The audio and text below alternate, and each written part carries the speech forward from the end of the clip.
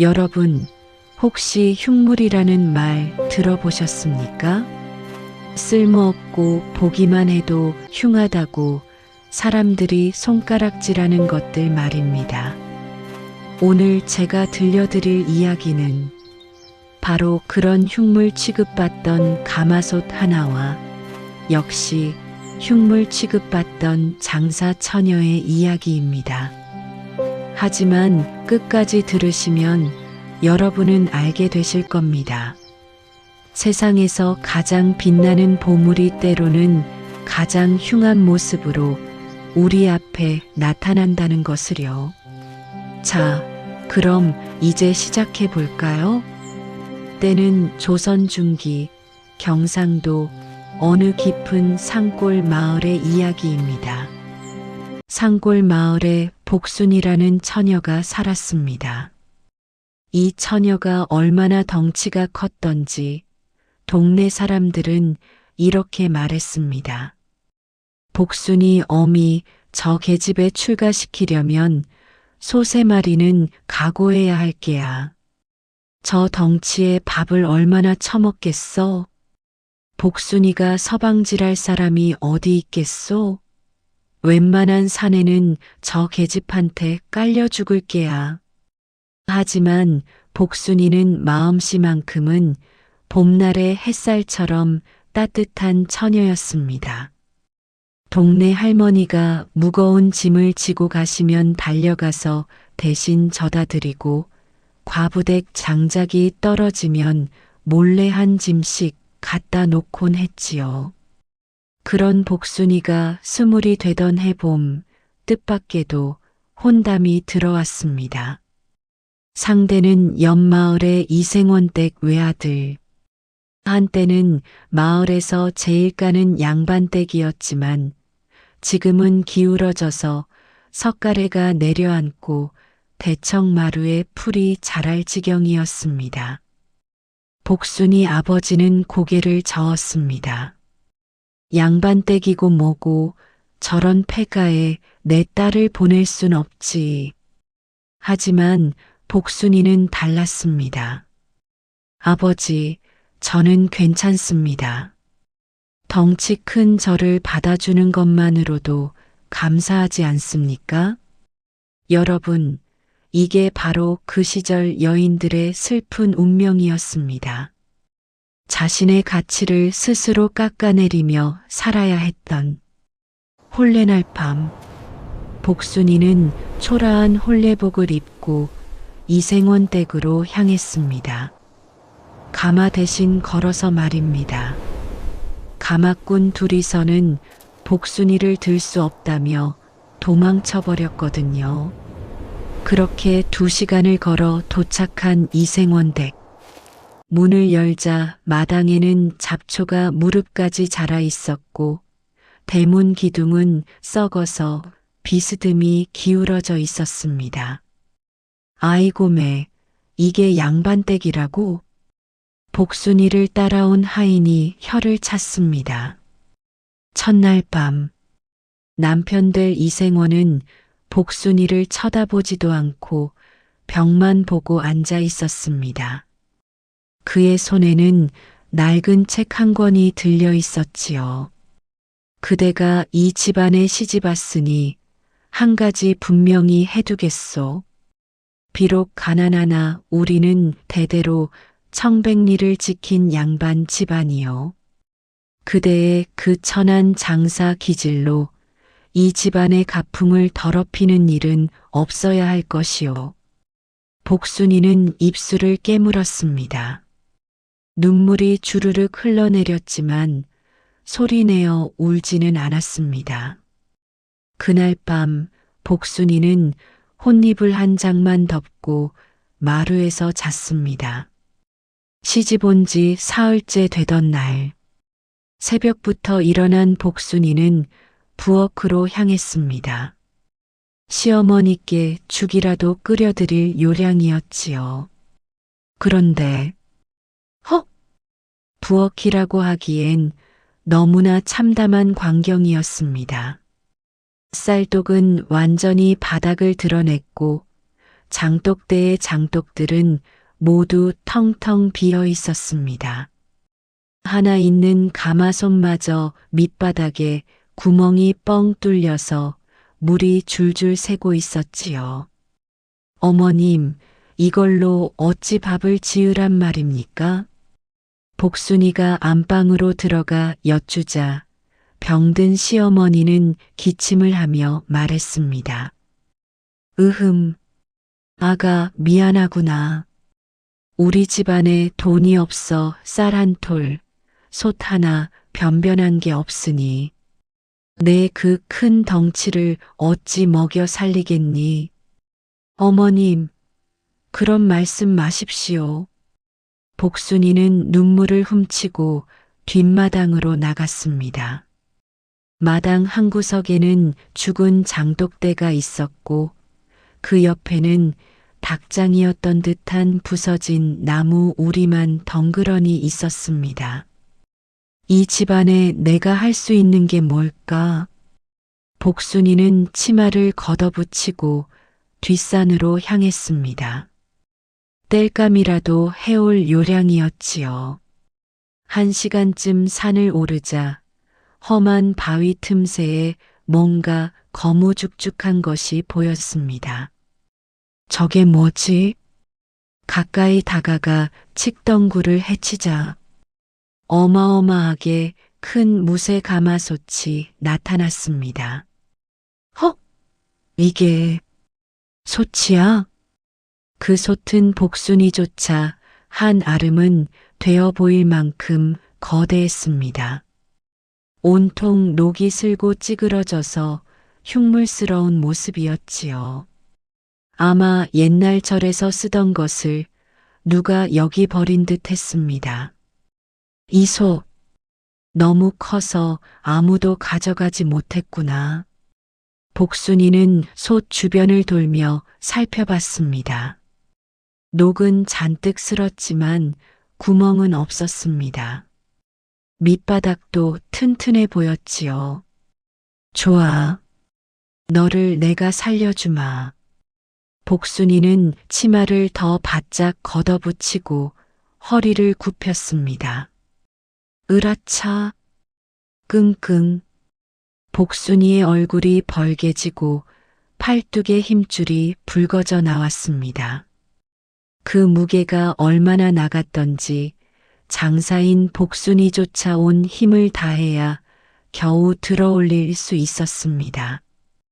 으아악, 콰당. 복순이는 그 거대한 솥을 등에 짊어지고 산을 내려왔습니다. 마을 사람들이 그 모습을 보고 깜짝 놀랐습니다. 저게 사람이여, 귀신이여? 복순이가 저런 괴물 솥을 지고 오다니. 그날부터 복순이의 사투가 시작되었습니다. 사흘 밤낮을 쉬지 않고 솥을 닦았습니다. 첫날은 시냇가에서 모래를 퍼와 녹을 벗겨냈습니다. 손에서 피가 났지만 멈추지 않았습니다. 둘째 날은 잿물을 끓여 솥을 씻고 또 씻었습니다. 손톱 밑까지 시커멓게 물들었지만 포기하지 않았습니다. 셋째 날, 복순이는 마을 도살장에 가서 돼지 비계를 얻어왔습니다. 그 기름으로 솥을 문지르고 또 문질렀지요. 그러자 오 세상에, 솥에서 검은 광채가 번쩍번쩍 나기 시작했습니다. 녹과 때가 벗겨진 솥은 마치 흑진주처럼 윤이 흘렀습니다. 복순이는 그 솥에 자신의 얼굴을 비춰보았습니다. 솥아, 솥아. 사람들이 너를 흉물이라 했지만 나는 안다. 내가 얼마나 귀한 보물인지를. 너도 나처럼 버림받았구나. 하지만 괜찮아. 내가 너를 빛나게 해줄 테니 너도 우리 집안을 살려다오. 그날 밤 복순이는 그 큰 솥을 끌어안고 잠이 들었습니다. 이튿날 새벽, 복순이는 그 거대한 솥을 지게에 묶어 장터로 향했습니다. 장터로 간다는구만. 국밥 장사라도 하려나 봐. 동네 안악들이 수군거렸지만 복순이는 아랑곳하지 않았습니다. 장터 한 구석, 큰 느티나무 아래 복순이는 솥을 걸고 불을 지폈습니다. 자, 이제 뭘 팔까? 주머니를 털어보니 동전 3푼이 전부였습니다. 이걸로는 고기는 꿈도 못 꾸고 복순이는 장터를 돌며 버려진 배추 겉잎을 주워 모았습니다. 시래기 파는 아주머니한테 가서는 바닥에 떨어진 시래기 부스러기를 얻었지요. 아줌마, 이게 장사가 되겠어요? 장터 사람들은 고개를 저었습니다. 하지만 복순이는 포기하지 않았습니다. 그런데 말입니다. 여러분, 여기서부터 신기한 일이 벌어지기 시작합니다. 복순이가 그 큰 솥에 물을 붓고 배추 겉잎과 시래기를 넣었습니다. 된장 한 수저를 풀고 직접 뜯어온 산나물을 넣었지요. 보글보글, 보글보글, 솥에서 국물이 끓기 시작했습니다. 그런데 이게 무슨 냄새야? 지나가던 장터 사람들이 발걸음을 멈췄습니다. 헐, 이 구수한 냄새가 뭐지? 저 큰 솥에서 나는 거야? 사람들이 하나둘 모여들기 시작했습니다. 한 그릇에 5푼입니다. 됐어, 됐어. 하나 주소. 첫 손님은 장터에서 새끼를 꼬는 노인이었습니다. 노인은 국밥 한 숟가락을 떠서 호호 불어 먹었습니다. 그 순간, 노인의 눈이 커졌습니다. 이 맛이 내가 어릴 적 돌아가신 어머니가 끓여주시던 국밥 맛이야. 이 깊은 맛이? 어떻게? 노인은 눈물을 글썽이며 국밥을 다 비웠습니다. 아주머니, 이거 한 그릇 더 주시오. 소문은 삽시간에 퍼졌습니다. 장터 느티나무 밑에 가면 기가 막힌 국밥집이 있다더라. 그 덩치 큰 아짐의 손맛이 예사롭지 않아. 고기 한 점 안 들었는데 국물 맛이 어찌나 깊은지.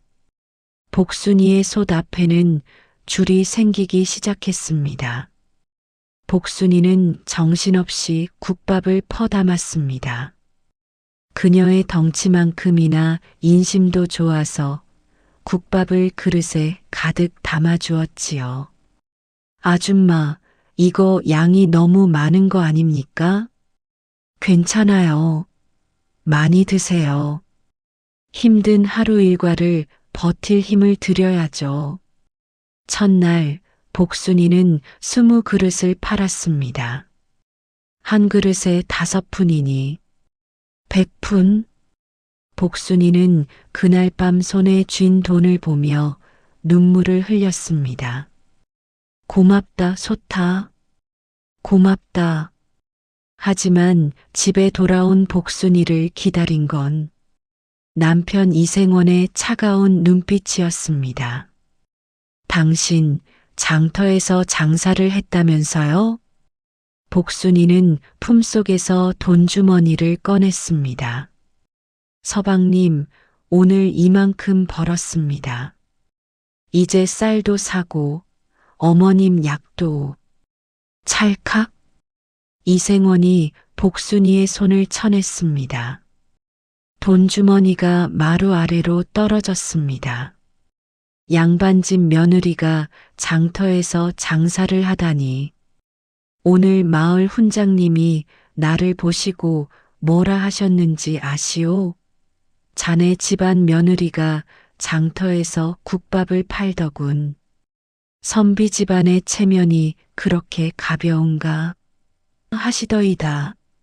서방님, 당장 그 장사 그만두시오. 우리 집안이 아무리 가난해도 양반의 긍지만큼은 지켜야 하오. 복순이는 고개를 숙였습니다. 눈물이 뚝뚝 떨어졌습니다. 하지만 안 됩니다, 서방님. 뭐라고? 저는 내일도 장터에 나갑니다. 모레도 글피도 나갈 것입니다. 복순이는 고개를 들었습니다. 그녀의 눈에는 눈물과 함께 단단한 결의가 서려 있었습니다. 서방님, 선비의 고고함은 굶주림에서 나오지 않습니다. 벼슬도 학문도 배가 불러야 할 수 있는 것입니다. 그게 무슨, 제발 서방님께서 과거에 급제하여 이 나라를 바로잡으실 그날까지 이 천한 며느리가 그 발판이 되게 해 주십시오. 서방님은 글에만 매진하십시오. 밥벌이는 제가 하겠습니다. 이생원은 아무 말도 하지 못했습니다. 그날 밤 이생원은 서재에 홀로 앉아 책을 펼쳤지만 글자가 하나도 들어오지 않았습니다. 그로부터 한 달이 지났습니다. 복순이의 국밥집은 장터에서 가장 인기 있는 곳이 되었습니다. 새벽같이 와서 줄을 서는 사람들도 생겼지요. 하지만 성공에는 반드시 시샘이 따르는 법입니다. 저 계집 하루아침에 떼돈을 벌잖아. 장터에 기존 음식 장수들이 모여 수군거렸습니다. 우리는 아침부터 저녁까지 해도 겨우 끼니만 때우는데 저 계집은 저 혼자 우리가 1년 버는 돈을 한 달 만에 벌어. 저게 다 무슨 요술을 부린 게 틀림없어.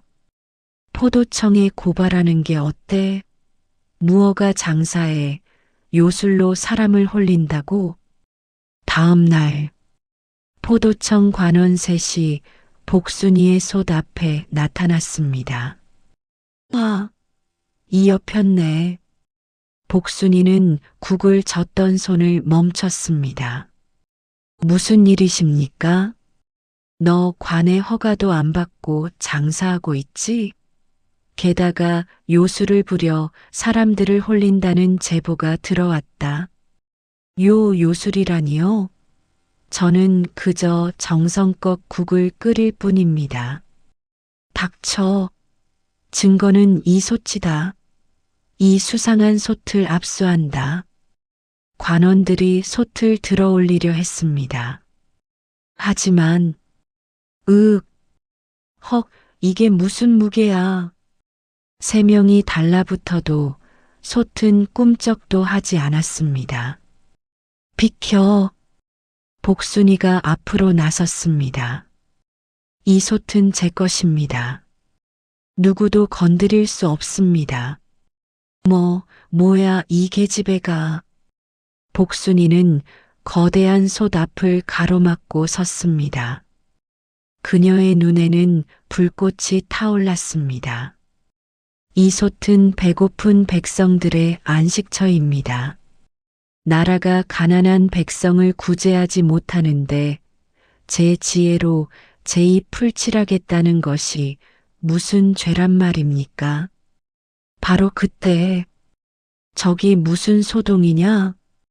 장터 입구에서 말을 탄 관리 하나가 다가왔습니다. 사람들이 웅성거렸습니다. 저분이 누구시냐? 새로 부임하신 사또님이시래. 새 사또는 말에서 내려 복순이에게 다가왔습니다. 무슨 일인가? 포도청 관원이 황급히 절을 했습니다. 사또님, 이 여인이 무허가로 장사를 하고 있사옵니다. 사또는 복순이를 찬찬히 살펴봤습니다. 그리고 솥을 들여다봤지요. 국밥을 파는구나. 한 그릇 주겠는가? 예. 복순이는 어리둥절해하며 국밥을 떠올렸습니다. 사또는 자리에 앉아 국밥 한 숟가락을 떠서 먹었습니다. 그 순간, 사또의 표정이 변했습니다. 이 맛은 백성을 사랑하는 마음이 없으면 나올 수 없는 맛이로다. 사또는 국밥을 다 비우고 일어났습니다. 이 여인의 장사를 허락하노라. 누구도 방해하지 말라. 하지만 사또님. 게다가 사또는 품에서 무언가를 꺼냈습니다. 이 여인의 정성을 기리고자 이 현판을 하사하노라. 그것은 한지에 정성스럽게 쓴 글씨였습니다. 복을 담는 가마솥. 장터 사람들이 환호했습니다. 와! 사또님 만세! 복순이는 그 자리에서 눈물을 흘렸습니다. 그로부터 3년의 세월이 흘렀습니다. 복순이의 복을 담는 가마솥은 이제 3군데로 늘어났습니다. 그녀는 장사로 번 돈으로 가난한 사람들을 고용했고 굶는 아이들에게는 공짜로 국밥을 나눠주었지요. 그리고 남편 이생원은 복순이가 번 돈으로 서울로 올라가 과거 공부에 매진했습니다. 어느 봄날 장터에는 뜻밖의 소식이 전해졌습니다. 대박이야. 복순이네 서방님이 과거에 장원급제하셨대. 뭐라고? 그 책만 보던 선비 양반이 어사화를 꽂고 지금 이리로 오신다잖아. 복순이는 국을 젓던 손을 멈췄습니다. 서방님이 장터 입구에서 말발굽 소리가 들렸습니다. 온 마을 사람들이 몰려 나왔습니다. 새 벼슬아치가 어사화를 꽂고 화려한 의관을 입고 나타났습니다. 바로 이생원이었습니다. 하지만 이생원은 마을 입구에서 멈추지 않았습니다. 곧장 장터로 향했지요. 그리고 복순이의 솥 앞에서 말을 멈췄습니다. 사람들이 숨을 죽였습니다. 이생원이 말에서 내렸습니다. 복순이는 여전히 때 묻은 치마를 입고 땀을 뻘뻘 흘리며 국을 젓고 있었습니다. 부인. 이생원의 목소리가 떨렸습니다. 복순이는 국자를 내려놓고 천천히 고개를 들었습니다. 그녀의 얼굴에는 땀과 함께 눈물이 흘러내렸습니다. 서방님, 축하드립니다. 이생원은 복순이 앞으로 다가왔습니다. 그리고 무릎을 꿇었습니다. 으악! 장터 사람들이 놀라 비명을 질렀습니다. 저 양반이 무릎을 꿇다니. 장원급제한 양반이 며느리한테 무릎을. 이생원은 복순이의 손을 잡았습니다. 거칠고 굳은 살 박힌 그 손을. 부인 용서하시오. 나는 당신의 진심을 너무 늦게 알아보았소. 3년 전 당신이 이 솥 앞에 서서 서방님은 글에만 매진하라고 했을 때 나는 당신을 원망했소. 서방님. 하지만 한양에 올라가 공부하는 3년 내내 내 머릿속에는 당신의 그 말이 맴돌았소.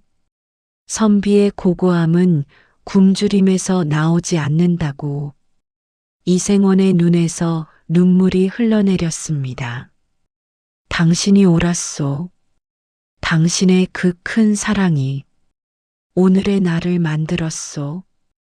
복순이도 눈물을 흘렸습니다. 서방님, 이제 일어나세요. 제가 한 것은 아무것도. 아니요. 이생원은 고개를 저었습니다. 당신이 없었다면 오늘의 나도 없었소. 이제 이 솥을 내려놓으시오. 내가 당신을 평생 모시겠소. 복순이는 미소를 지었습니다. 그리고 조용히 말했습니다. 서방님, 제 말 좀 들어주세요. 복순이는 거대한 가마솥을 쓰다듬었습니다. 이 솥은 제 복덩이입니다. 사람들이 흉물이라 비웃던 이 솥이 저를 살렸고 우리 집안을 살렸습니다. 서방님께서 나라를 다스리시는 동안 저는 이 솥으로 더 많은 가난한 백성을 먹이고 싶습니다. 그것이 제가 이 세상에 태어난 이유라고 이제 알았습니다. 장터 사람들이 박수를 쳤습니다. 짝짝짝. 복순이, 복순이, 우리의 은인. 이생원은 복순이를 일으켜 세우고 그녀를 꼭 안았습니다. 고맙소, 부인. 당신은 나의 자랑이요. 그 후로 복순이는 더 큰 상단을 일으켰습니다. 전국 각지에 복을 담는 가마솥이라는 국밥집을 열어 가난한 사람들은 공짜로, 돈 있는 사람들은 값을 받아 먹였지요. 이생원은 벼슬길에 올라 청백리로 이름을 날렸고 백성들의 삶을 돌보는 어진 관리가 되었습니다. 그리고 그 거대한 가마솥은 이씨 집안의 보물이 되어 대대손손 전해졌답니다.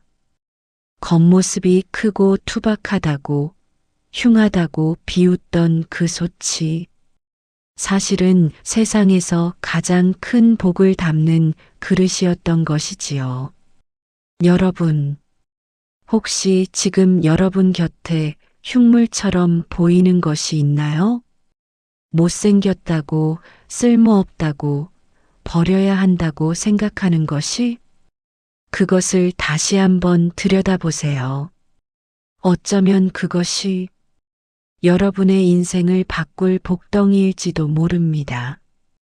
복순이가 녹슨 솥을 닦아 빛냈듯이 여러분도 그것을 정성껏 닦고 또 닦으면 언젠가 그 안에서 황금빛 꽃이 피어날 것입니다. 오늘 이야기는 여기까지입니다. 다음에도 재미있는 옛 이야기로 찾아뵙겠습니다. 그럼 안녕히 계세요. 여러분의 삶에도 복이 가득하기를 바랍니다. 아, 참. 한 가지 더 말씀드릴 게 있습니다. 훗날 복순이네 국밥집이 유명해지자 여러 고을에서 그 비법을 배우러 왔다고 합니다. 아주머니, 도대체 무엇을 넣으면 그런 맛이 나는 겁니까? 사람들이 물으면 복순이는 빙그레 웃으며 이렇게 대답했다고 합니다. 특별한 건 없어요. 그냥 사람을 생각하며 끓이는 겁니다. 예. 이 국밥을 먹을 사람이 오늘 하루 얼마나 힘들었을까, 얼마나 배고팠을까. 그 마음으로 국을 젓다 보면 절로 정성이 들어가는 거지요. 그렇습니다. 복순이의 진짜 비법은 가마솥이 아니라 바로 사람을 향한 그 따뜻한 마음이었던 것입니다.